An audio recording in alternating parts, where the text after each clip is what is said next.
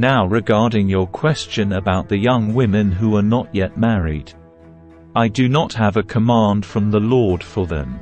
But the Lord in His mercy has given me wisdom that can be trusted, and I will share it with you. Because of the present crisis, I think it is best to remain as you are. If you have a wife, do not seek to end the marriage. If you do not have a wife, do not seek to get married. But if you do get married, it is not a sin.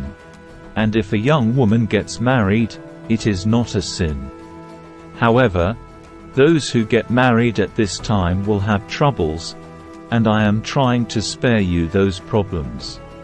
But let me say this, dear brothers and sisters, the time that remains is very short. So from now on, those with wives should not focus only on their marriage. Those who weep or who rejoice or who buy things should not be absorbed by their weeping or their joy or their possessions. Those who use the things of the world should not become attached to them. For this world as we know it will soon pass away. I want you to be free from the concerns of this life. An unmarried man can spend his time doing the Lord's work and thinking how to please Him. But a married man has to think about his earthly responsibilities and how to please his wife. His interests are divided. In the same way, a woman who is no longer married or has never been married can be devoted to the Lord and holy in body and in spirit. But a married woman has to think about her earthly responsibilities and how to please her husband. I am saying this for your benefit, not to place restrictions on you.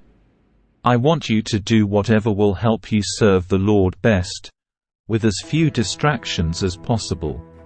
But if a man thinks that he's treating his fiancée improperly and will inevitably give in to his passion, let him marry her as he wishes. It is not a sin. But if he has decided firmly not to marry and there is no urgency and he can control his passion, he does well not to marry. So the person who marries his fiancée does well, and the person who doesn't marry does even better.